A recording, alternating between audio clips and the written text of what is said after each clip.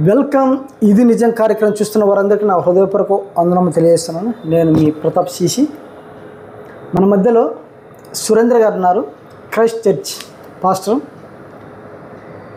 ఆయన వందనాలు సురేంద్ర గారు. వందనాలండి.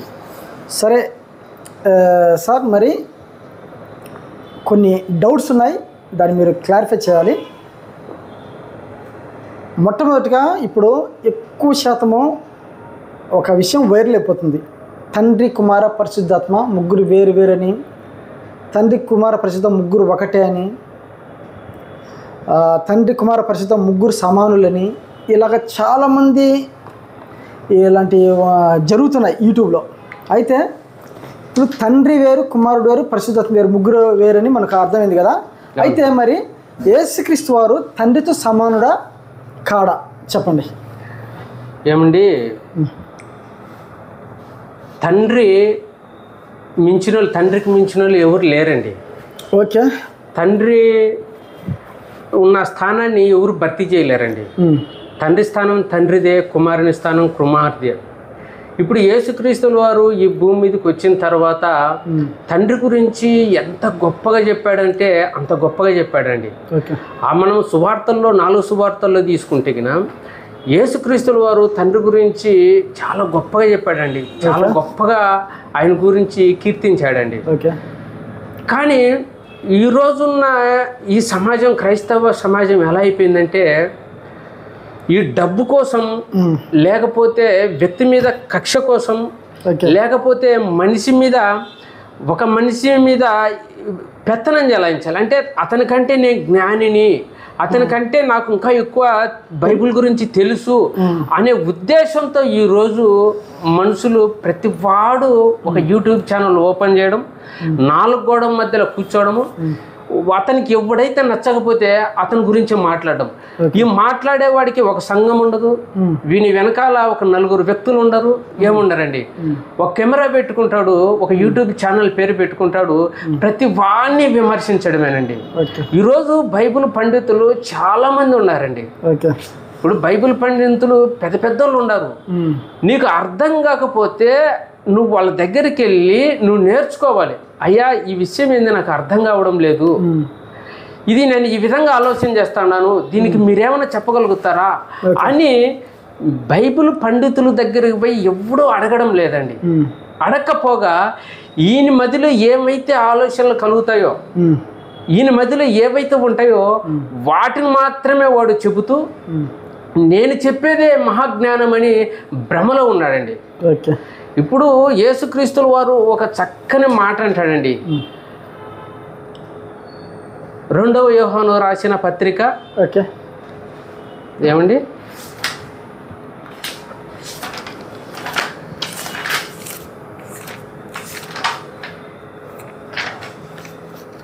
2వ యోహాను రాసిన పత్రిక 1వ అధ్యాయము ఉండేది, 1వ అధ్యాయం, 1వ అధ్యాయం అండి. ఆ 9వ వచనంలో మనం గమనించినట్లయితే, క్రీస్తు బోధయందు నిలిచి ఉండక దానిని విడిచి ముందుకు సాగు ప్రతివాడును దేవుని అంగీకరింపని వాడు, ఆ బోధయందు నిలిచి ఉండువాడు తండ్రిని కుమారుని అంగీకరించువాడు అంటున్నాడు. అంటే ఇప్పుడు క్రీస్తు బోధయందు ఎందుకు నిలిచి ఉండడం లేదు? ఇప్పుడు యేసుక్రీస్తుల వారు భూమి మీద బ్రతికినప్పుడు ఒక మాట అంటాడు, నా గొర్రెలు అయితే నా మాట వింటాయి అని. ఇప్పుడు మనమందరం ఆయన గొర్రెలమే కదా. మనమందరం ఆయన గొర్రెలు అయినప్పుడు, ఆయన స్వరం విన్నప్పుడు ఆయన మాట వినాలి కదా. ఇక్కడ మరి యేసుక్రీస్తు చెప్పిన మాట ఎందుకు వీళ్ళు వినడం లేదు? ఇప్పుడు యేసుక్రీస్తుల వారు పరలోకంలో ఉండే ఆయన నా తండ్రి, నా తండ్రి, నా తండ్రి అని చెప్పినప్పుడు వీళ్ళు ఎందుకు వినడంలే? లేదు లేదు లేదు, ముగ్గురు సమానులు అని అంటున్నారు, ముగ్గురు సమానులు అంటున్నారు. మరి యేసు ప్రభువుల వారు ఏమంటున్నారు? ఆయన నా తండ్రి, మీకు తండ్రి, నాకు తండ్రి అని మనకు యోహాను సువార్తలో 20వ అధ్యాయం 17వ వచనంలో ఉంది కదా. మరి ఇది ఎందుకు ఆలోచన చేయరు? ఈరోజున్న కొంతమంది ఈ దుష్ప్రచారాన్ని చేస్తున్నారండి. దేవునితో సమానం అంటున్నారు. దేవునితో సమానమే. తండ్రి ఏ స్థానంలో అయితే ఉన్నాడో ఆ స్థానం ఇరువైపుల కుడి పక్కన ఎడం పక్కన కూర్చుండే అధికారం తన బిడ్డలకు ఇచ్చాడు. తన బిడ్డలకి ఇచ్చాడు కాబట్టి ఆ స్థానాన్ని ఎవరు భర్తీ చేయలేరు. తండ్రి స్థానం తండ్రిదే. కుమారునికి దేవుడు అధికారం ఇచ్చాడు. సమానత్వపు అధికారాన్ని దేవుడు కుమారునికి ఇచ్చాడు, యేసుక్రీస్తు వారికి ఇచ్చాడు. అందుకే యేసుక్రీస్తుల వారు అంటున్న ఒక మాట, మనం చక్కని మాట చూడగలిగినట్లయితే యోహాను సువార్త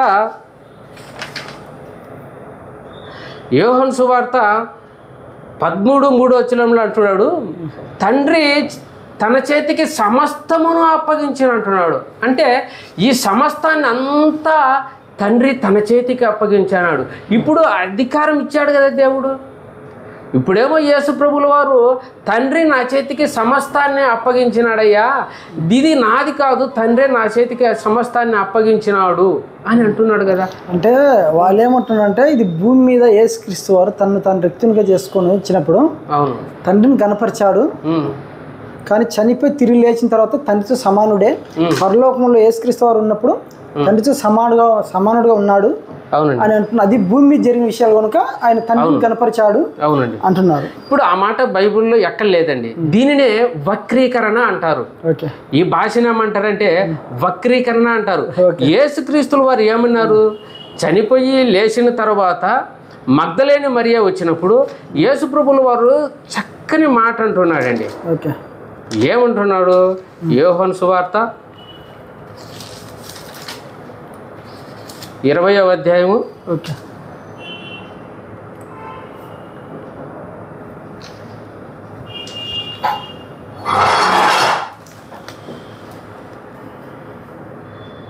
17వ వచనం. యేసు ఆమెతో, నేను ఇంకనూ తండ్రి యొద్దకు ఎక్కిపోలేదు గనుక నన్ను ముట్టుకొనవద్దు. అయితే నా సహోదరుల యొద్దకు వెళ్ళి నా తండ్రియు మీ తండ్రియు నా దేవుడు. చూడండి ఎంత బాగుంటున్నాడు యేసుప్రభులో. నా తండ్రియు మీ తండ్రియు, మరి నాకు దేవుడు ఉన్నాడు మీకు దేవుడు ఉన్నాడని చాలా చక్కగా చెప్తున్నాడు. నా దేవుడు మీ దేవుడైన వాని యొద్దకు ఎక్కిపోవచ్చున్నానని చెప్పాను. అంటే ఇది ఎప్పుడు జరిగిపోయింది? చనిపోయి తిరిగి లేచిన తరువాత మహిమ దేహాన్ని ధరించుకున్నాడు. ఒకప్పుడు మనలాంటి పాపపు శరీరాన్ని ధరించుకున్న యేసుక్రీస్తుల వారు చనిపోయిన తర్వాత, ఆయన లేచిన తర్వాత మహిమ దేహాన్ని ధరించుకున్నాడు. ఈ దేహం ధరించుకున్నప్పుడు ఏమి అడ్డురావు, పరలోకానికి ఎక్కిపోవచ్చు, లేకపోతే ఎన్ని అడ్డంకులున్నా దాటుకొని పోవచ్చు. ఇప్పుడు యేసుప్రభుల వారు మహిమ శరీరాన్ని ధరించుకున్న తర్వాత పలికిన మాట అంటే చనిపోయి తిరిగి లేచినప్పుడు కూడా అదే మాట కనపరుస్తున్నాడు అన్నాడు కదా.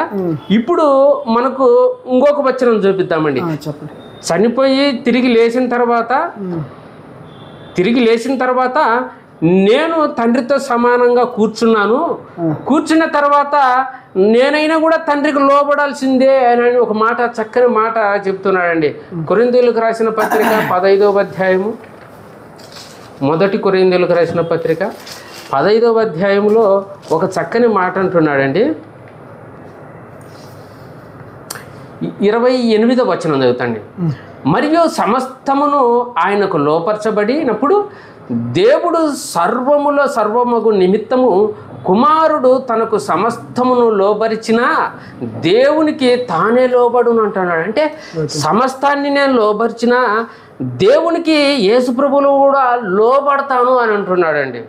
అంటే ఎట్లుందంటే యేసుక్రీస్తుల వారు ఒక తండ్రిని ఏ విధంగా గణపరచాలనో ఆ విధంగా గణపరిచాడు, ఒక తండ్రిని ఏ విధంగా చూడాలనో ఆ విధంగా చూశాడండి. తండ్రి దగ్గర గౌరవ మర్యాదలు, భయము, భక్తి ఈ యేసుక్రీస్తుల వారికి ఉందండి. కానీ ఈ రోజున్న బోధకులకు ఈ ఆలోచన లేదండి. యేసుక్రీస్తుల వారు నేను తండ్రికి కుమార్ని రా అని అన్ని చోట్ల చెప్పుకున్నా ఈ దరిద్రులు ఏమంటారంటే, మీరు కుమారుడు కాదయ్యా, నువ్వు దేవునివి, నువ్వు దేవునితో సమానంగా ఉన్నాను, ఇది నీ సృష్టి నీది అని ఈ దరిద్రపు వాళ్ళు అంటున్నారండి. సరే ఒక మాట చెప్తా. అవునండి. సరే, మరి యేసుక్రీస్తు ఈ వచనం బట్టి యేసుక్రీస్తు వారు తండ్రితో సమానుడుగా అనిపించలేదు చనిపోయి తిరిగి లేచినప్పుడు కూడా. అయితే యేసుక్రీస్తు వారు ఎలా వచ్చారు? ఆయన పుట్టాడా, లేకుంటే తండ్రి ఎలాగో అయితే నిత్యము సమీపింపరాని చేస్తూ ఆయన మాత్రం వశింపువాడని ఉంది కదా. తండ్రి మాత్రమే నిత్యము ఉన్నవాడని అని ఉంది కదా, అలాగనే యేసుక్రీస్తు వారు నిత్యం ఉన్నవాడనా? ఏమండి, యేసుక్రీస్తుల వారు తనకు తానుగా పుట్టలేదండి. ఓకే. కన్న తండ్రి అయిన దేవుడు సర్వశక్తిమంతుడు. యేసుక్రీస్తుల వారు సర్వశక్తిమంతుడగుటకు దేవుడు అధికారం ఇచ్చినాడు. ఇక్కడ సర్వశక్తిమంతుడు నిత్యుడు వచ్చేసి మనం బైబిల్ గ్రంథం అంతా ఎతికినా కూడా ఒక తండ్రి మాత్రమే కనపడతాడు. అందుకే మనకు దేవుడు యోహాను సువార్త 3వ అధ్యాయము 20వ వచనం చూస్తే గిన దేవుడు లోకమును ఎంతో ప్రేమించెను అని ఉంటుంది.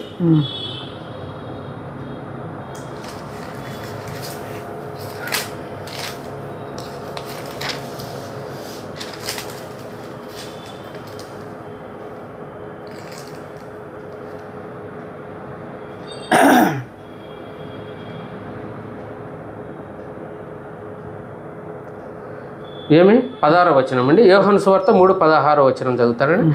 దేవుడు లోకమును ఎంతో ప్రేమించెను కాగా తన అద్వితీయ కుమారునిగా పుట్టిన వాని యందు విశ్వాసం ఉంచు ప్రతివాడు నశింపక నిత్య జీవం పొందినట్లు ఆయనను మనకు అనుగ్రహించెను అని అంటున్నాడు. అద్వితీయుడంటే సాటి లేనివాడండి. అద్వితీయుడంటే తనతో సమానమైన వాడు లేడు అని అర్థం. అంటే ఎప్పుడు తన కుమారుడు అని బాగా చక్కగా మనకి ఈ మాటలోనే మనకు అర్థమవుతుంది. తన అద్వితీయ కుమారుడు అని అంటున్నాడు. అంటే నాలాంటి కుమారుడు ఇంకొకరు లేడు అని అర్థం.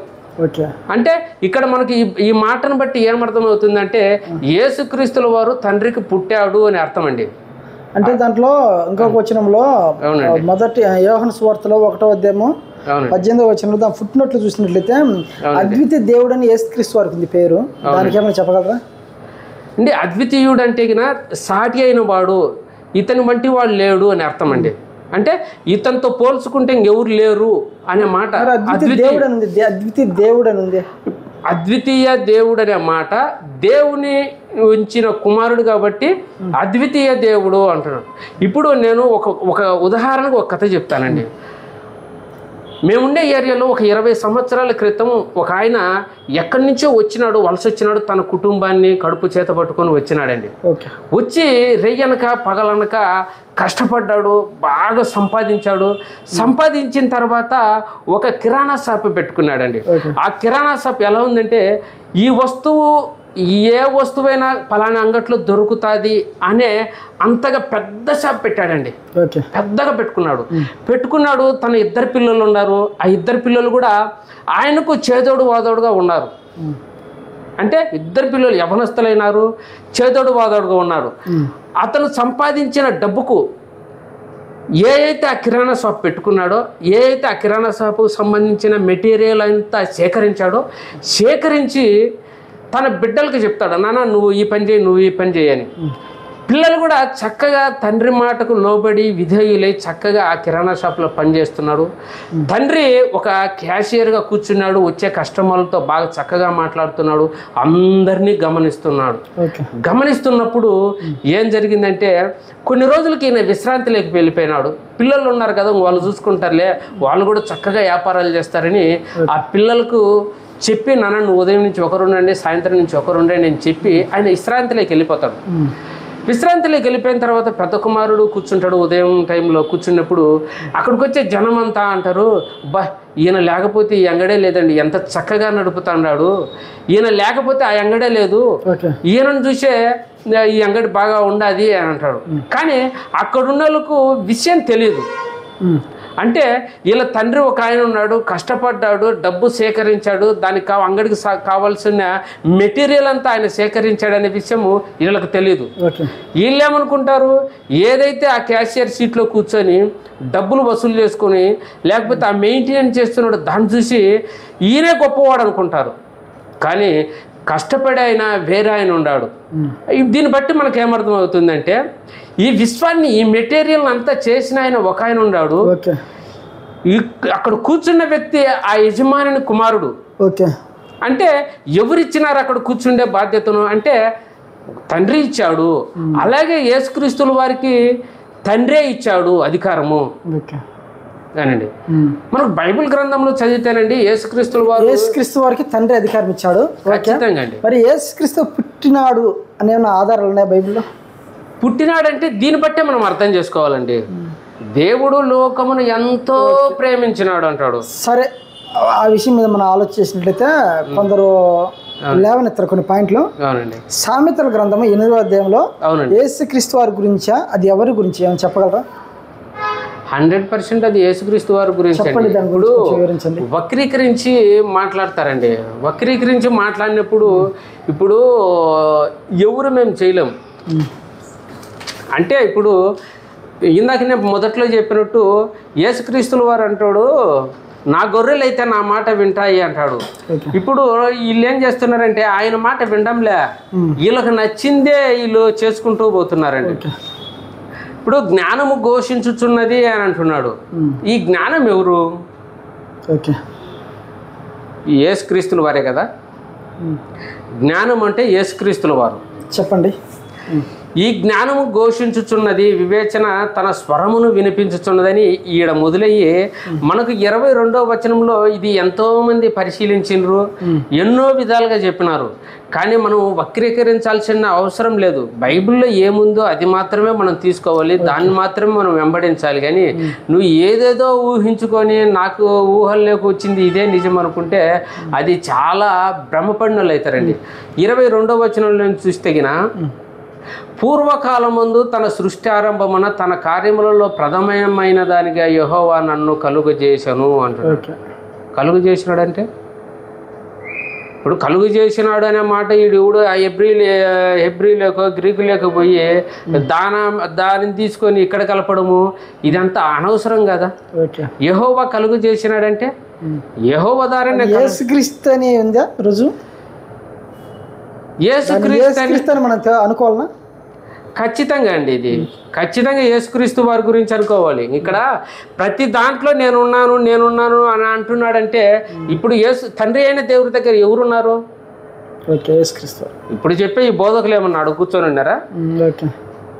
ఇప్పుడు వచ్చి యూట్యూబ్ ఛానల్లో మాట్లాడే వాళ్ళు ఏమన్నా తండ్రి దగ్గర ఉన్నారా? కానీ ఇక్కడ ప్రథమమైన దానిగా అంటే ప్రథంగా ఎవరున్నారు? ప్రప్రథంగా ఉన్నది యేసుక్రీస్తుల వారే. అక్కడ పూర్వకాలం తన సృష్టారంభమైన తన కార్యములలో ప్రథమమైన దానిగా యెహోవా నన్ను కలుగజేసను అంటున్నాడు. ప్రథమమైనది ఎవరు? యేసుక్రీస్తు వారేగా. ఇంకెవరున్నారు అక్కడ? ఎవరు లేరు కదా.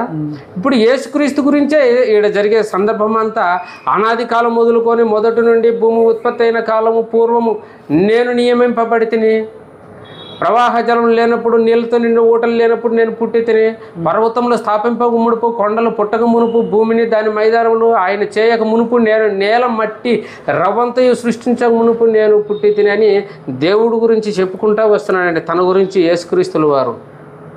ఇది ప్రవచనమా? ఖచ్చితంగా ప్రవచనమేనండి. సరే, మరి చదివారు? ఎంత అయిపోయిందా చదివి? లాస్ట్ వరకు జ్ఞానమే. జ్ఞానం అంటే అది ఒక వ్యక్తే, అది ఒక లక్షణమా? జ్ఞానం అనేది ఒక లక్షణం సహజంగా. కానీ ఆ లక్షణాలన్నీ ఎవరిలో ఉన్నాయంటే యేసుక్రీస్తులలో ఉన్నాయి. అంటే జ్ఞానం ఘోషిస్తుందంటే లక్షణం కదా జ్ఞానము. ఆ లక్షణాలన్నీ యేసుక్రీస్తులో ఉన్నాయి. దాంతో చెప్తే మిగతా రెఫరెన్స్ చెప్పగలరా? జ్ఞానం ఇవన్నీ అదే. ఇప్పుడు ఆ జ్ఞానం ఉంటే గిన ఈ రాజులు ప్రభుత్వాలు చేయగలుగుతారు అని దాని గురించే చెప్పుకుంటూ వస్తున్నాడు. ఆ జ్ఞానం ఎవరిలో అయితే ఉంటుందో, ఇప్పుడు ఆ జ్ఞానం అంటే ఎవరు? యేసుక్రీస్తు వారు. యేసుక్రీస్తు అడుగుజాడలు, యేసుక్రీస్తు ప్రకారం నడిస్తే గిన ఆలోచనలు మనకు వస్తాయి. మాదిరికరమైన ఆలోచనలు వస్తాయి. మాదిరికరమైన ఆలోచనలు వస్తాయి. యేసుక్రీస్తు అడుగుజాడల్లో నడిస్తే ఆయన ఆలోచనలే వస్తాయి. ఇప్పుడు మనకు ఆ జ్ఞానం లేకపోతే మనం ఎలా అయిపోతాము? అది ఓకే, చెడులోకి వెళ్ళిపోతాము. ఇప్పుడు ఆ జ్ఞానం కావాలంటే అందుకే ప్రభుత్వాలు చేయాలన్నా, రాజులుగా పరిపాలన చేయాలన్నా ఆ జ్ఞానం అవసరమని ఇక్కడ చెప్తాడు. నేను లేకపోతే గిన వేస్ట్ అని. జ్ఞానం అంటే లక్షణమా?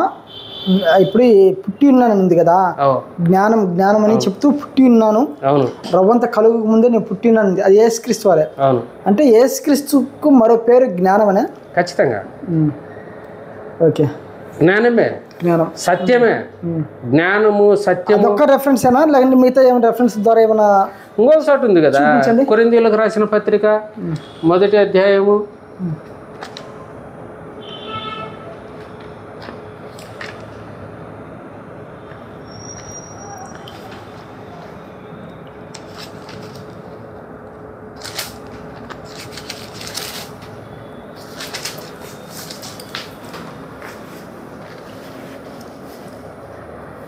24వ వచనం చదువుతాను సండి.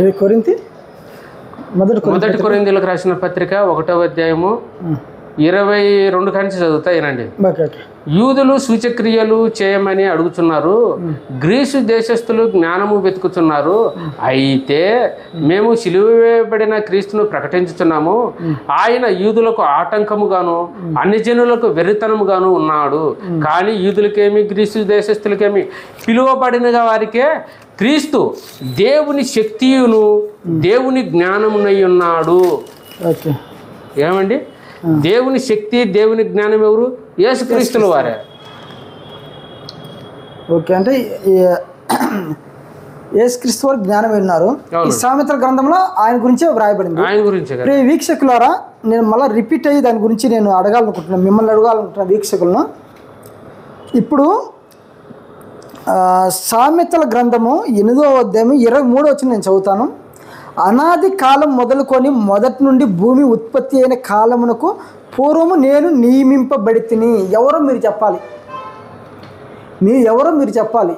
తర్వాత నెక్స్ట్, ప్రవాహ జలము లేనప్పుడు, నీళ్లతో నిండిన ఊటలు లేనప్పుడు నేను పుట్టించిన. ఆ పుట్టింది ఎవరు?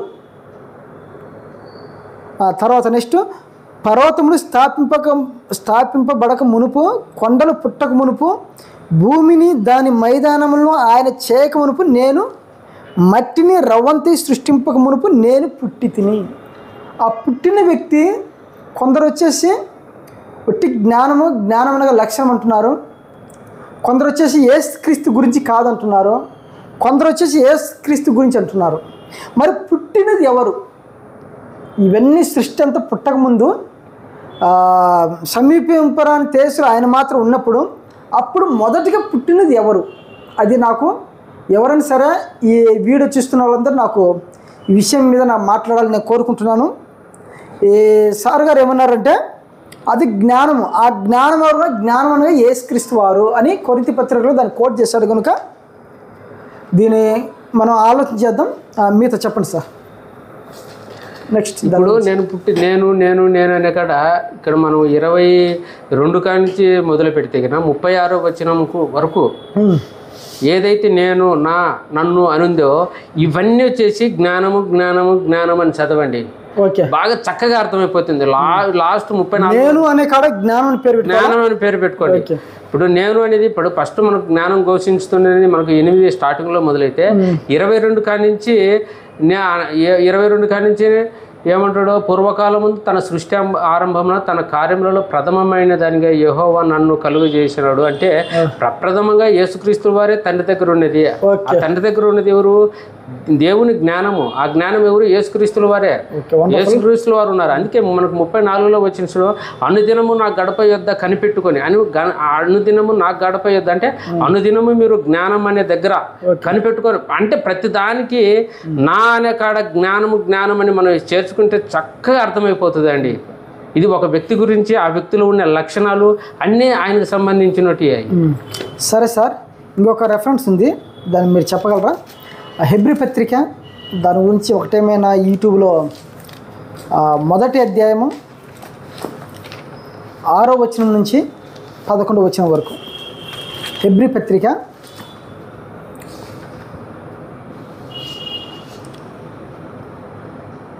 1వ అధ్యాయము 6వ వచనం నుంచి 11వ వచనం వరకు చదివి నాకు కొంచెం వివరించండి. మరియు ఆయన లోకమునకు ఆది సంభూతిని మరలా రప్పించినప్పుడు దేవుని దూతలందరూ ఆయన నమస్కారం చేయవలని చెప్పుచున్నారు.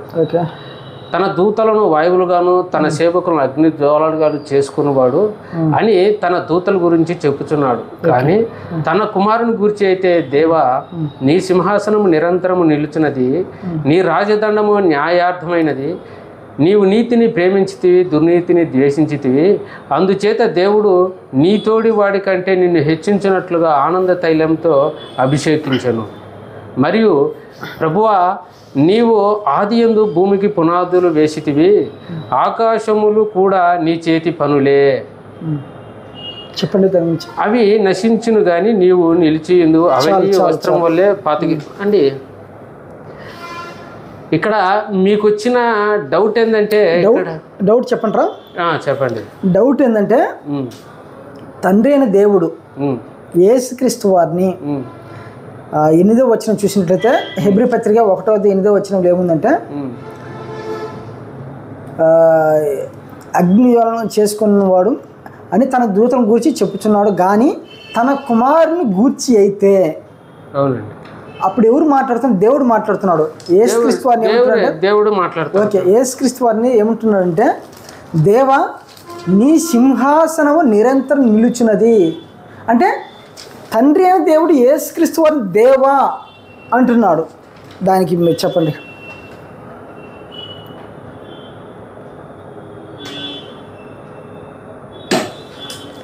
తండ్రి అయిన దేవుడు యేసుక్రీస్తు వారిని దేవా నీ సింహాసనము నిరంతరం నిలుచునని అంటున్నాడు.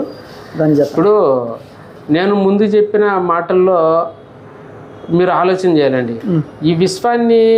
ఈ విశ్వానికి సంబంధించిన మెటీరియల్ అంతా సేకరించింది తండ్రి అయిన దేవుడు. కానీ యేసుక్రీస్తుల వారు ఈ భూమి మీదకి వచ్చిన తర్వాత తండ్రిని ఎంత గొప్పగా తండ్రి గురించి చెప్పాడో అంత గొప్పగా చెప్పాడు.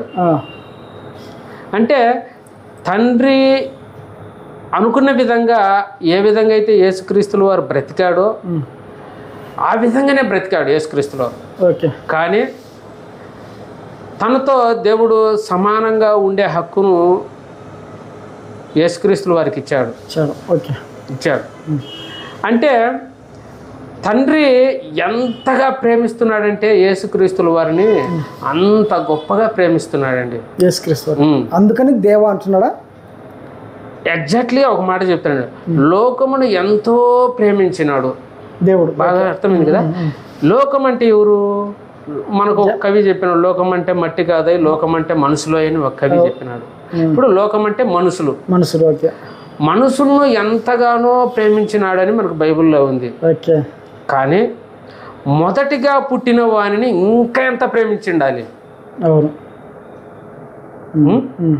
మొదటగా పుట్టిన వాడిని భయంకరంగా ప్రేమించిండాలి. అంత గొప్పగా ప్రేమించిన వాడిని దేవుడు దేవాలయంలో తప్పేమనుంది. ఓకే, ఇప్పుడు వీక్షకులారా, ఈ విషయం మళ్ళీ మాట్లాడే ముందు బాగా మీరు దీన్ని మళ్ళీ మీరు ఆలోచన చేయండి. తండ్రి అయిన దేవుడు తన కుమారుని తనకంటే ఎక్కువగా ప్రేమించాడు కనుక దేవ అన్నాడు.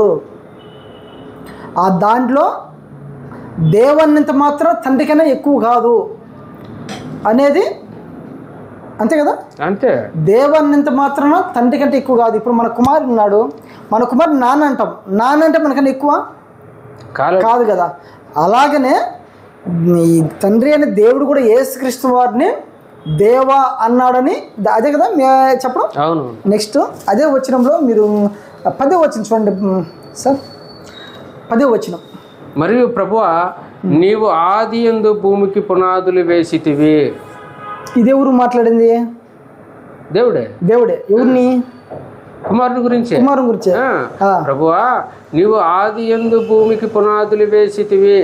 మనం అనుకున్నట్టు ఇందాక చెప్పిన కదా, ఈ సృష్టిని కలిగించేటప్పుడు ఇందాక ఒక స్టోరీ చెప్పిన, ఒక కిరాణా కొట్టుకు పెట్టుకోవాలని ఒక అతను రెయ్యింబగులు కష్టపడి అంత మెటీరియల్ అంతా సేకరించి తన కుమారుని ఆ సింహాసనం మీద కూర్చోబెట్టి, నువ్వు చూసుకో నాయన, నేను రెస్ట్లో ఉంటాను, నువ్వు చూసుకున్నప్పుడు, ఇప్పుడు అతను చూసిన వాళ్ళు ఏమంటారా, అయ్యా నువ్వు లేకపోతే గిన ఈ అంగడే లేదు, నువ్వు లేకపోతే గిన నిజంగా ఈ బిజినెస్ నడపలేరు, ఎవరితో కాదు నీ ఒక్కంతో అయితే అంటే ఎంతవరకు సమంజసం?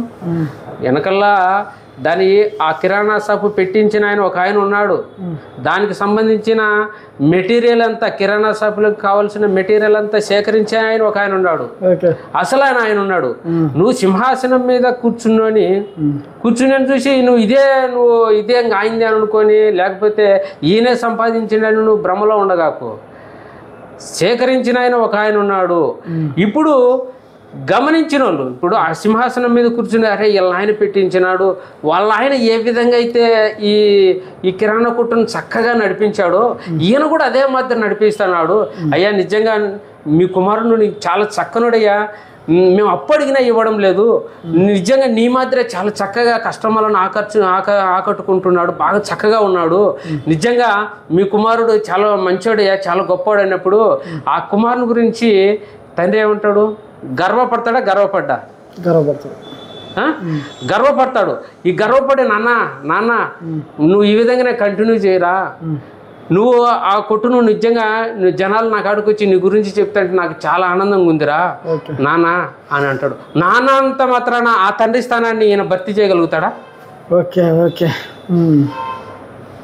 ఇప్పుడు యేసుక్రీస్తుల వారు ఈ సృష్టికి పునాది వేసినప్పుడు ఉన్నాడు. మనకు సామెతల గ్రంథం 8వ అధ్యాయం 22వ వచనంలో ఉంది కదా, సృష్టి ఆరంభమున ప్రథమమైన దానికి యెహోవా నన్ను కలుగు చేసినాడు అంటే ప్రథమంగా ఉన్నది ఆడి జ్ఞానం యేసుక్రీస్తే కదా. ఇప్పుడు ఈడ ఒక డౌట్ వస్తుంది, ప్రభువా నీవు ఆది యందు భూమికి పునాది వేసితివి, పునాది దేవుడు వేశారు. ఇప్పుడు మనకు ఆది కాండము 1వ అధ్యాయము మనకు ఏమనుంది? ఆది యందు దేవుడు భూమి ఆకాశములను సృజించను అని ఉంది. ఇప్పుడు మనం ఆ మాట కాదని ఇదే చేసుకుందాం, ఫైనల్ చేసుకుందామా? ఓకే. ఇప్పుడు ఆ మాట కాదని నేను తప్ప వేరే దేవుడు మీకు ఉండకూడదు అన్నాడు.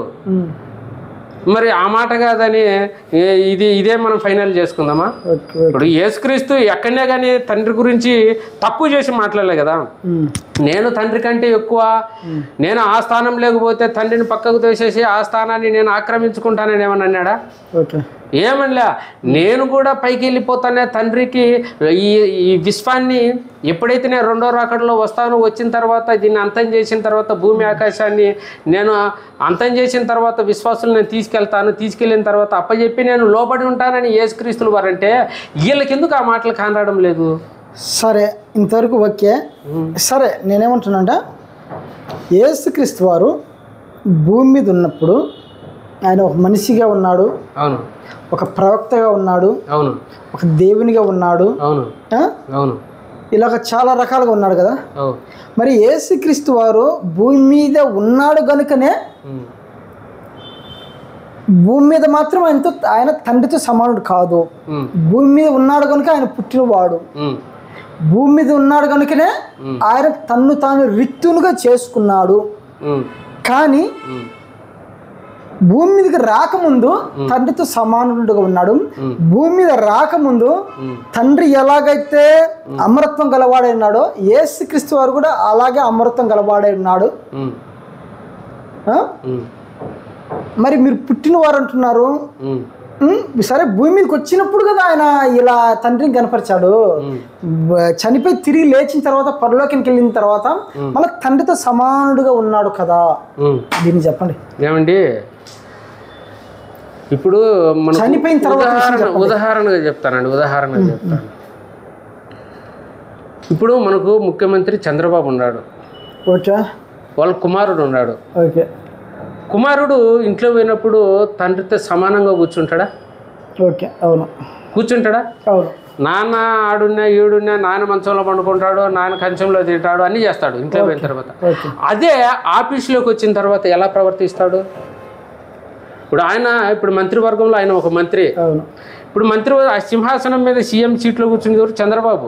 ఓకే, ఇప్పుడు నేను ఆయన కొడుకును ఆ సీట్లో నేను కూర్చుంటే ఒప్పుకుంటారా? సమాజం ఒప్పుకోరు.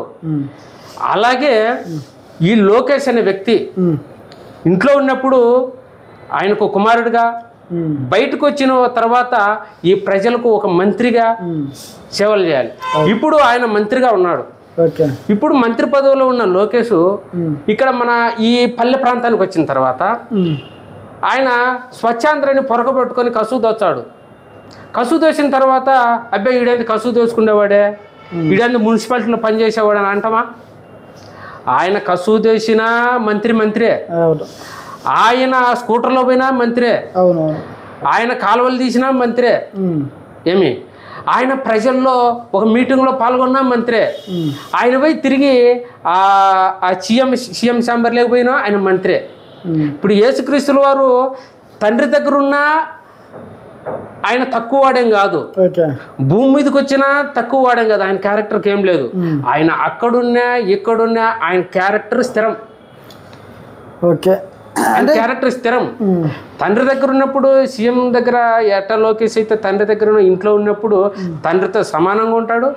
బయటకు వచ్చిన తర్వాత తన తండ్రికి తన తండ్రి ఇచ్చిన అధికారానికి లోబడి ఎలా చక్కగా చేస్తున్నాడో అలాగే చేసుకుంటున్నాడు. అలాగే యేసుక్రీస్తుల వారు కూడా అదే మాదిరి చేసుకుంటున్నాడు.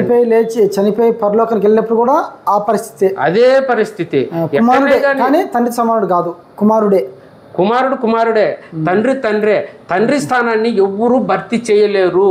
చంద్రబాబు స్థానాన్ని లోకేష్ ఎన్ని జన్మలు ఎత్తినా భర్తీ చేయలేడు. ఆ స్థానం అది ఎప్పటికీ అది నిలిచిపోయే స్థానం. కుమారుని స్థానం కుమారునిదే, దాన్ని ఎవరు భర్తీ చేయలేరు. కుమారునికి అధికారం ఇచ్చేది తండ్రి మాత్రమే. ఓకే, చివరిగా నేను ఒక విషయం అడగాలనుకుంటున్నా. చెప్పండి. ఇప్పుడు యేసుక్రీస్తు వారు పుట్టినవారు, ఓకే, తండ్రి అమరత్వం గలవాడు, ఓకే, ఈ అధికారం అంతా యేసుక్రీస్తు వారికి తండ్రి ఇచ్చాడు. ఓకే, సామెతల గ్రంథంలో 8వ అధ్యాయంలో యేసుక్రీస్తు వారి గురించే జ్ఞానం, ఇవన్నీ ఓకే కదా. సరే, ఇవన్నీ కాదు, యేసుక్రీస్తు వారు తండ్రితో సమానుడు అని, యేసుక్రీస్తు వారు ఆది అంతం లేనివాడని, సామెతల గ్రంథము యేసుక్రీస్తు గురించి కాదు అని ఎవరన్నా కానీ మీతో మాట్లాడడానికి వస్తే మీరు సిద్ధమా? ఖచ్చితంగా అండి. ఒక ఆరోగ్యకరమైన వాతావరణంలో చర్చ కంటే ఓకే. ఇప్పుడు అవతల వ్యక్తి ఎవరైతే కాదంటాడో అతను నిరూపించమనండి. ఇప్పుడు నా దగ్గర ఉన్నదంతా, నా దగ్గర ఉన్న ఆలోచనలు, నా దగ్గర ఉన్న బైబిల్లో ఉండే వాక్యాలను బట్టి నేను కూడా నిరూపించుతా. అవతల ఎవరైనా వ్యక్తి, ఎలాంటి వ్యక్తి అయినా సరే, ఇప్పుడు కాదంటున్నాడు, ఇప్పుడు నేను అవునంటున్నా, ఎవరైనా వచ్చి నిలబెట్టండి చర్చకు. ఆరోగ్యకరమైన వాతావరణంలో చర్చకు రెడీ. ఓకే, ప్రియ వీక్షకులారా, ఇప్పుడు దాకా మీరు చూశారు కదా, యేసుక్రీస్తు వారు తండ్రితో సమానుడు కాడు, పుట్టినవాడు. ఆ విషయంలో ఎవరితో నేను మాట్లాడడానికి సిద్ధమంటున్నాడు క్రైస్ట్ చర్చ్ పాస్టర్ గారు. ఎవరైనా కానీ ఈ విషయం మీద మాట్లాడాలనుకుంటే నా నెంబర్ ఇస్తాను, దాని మీద మాట్లాడదాం. అవసరమైతే యూట్యూబ్ లైవ్ చేద్దాం. ఏది వాస్తవం, ఏది సత్యమో మన ప్రజలకు తెలియజేద్దామని కోరుకుంటూ నా మాటలు ముగిస్తున్నాను. వందనాలు సార్. వందనాలండి. ఇంతవరకు మీరు మీ సమయాన్ని ఇచ్చి మాకు ఇంటర్వ్యూ ఇచ్చినందుకు ప్రత్యేక వందనాలు తెలియజేస్తున్నాను. ఓకే.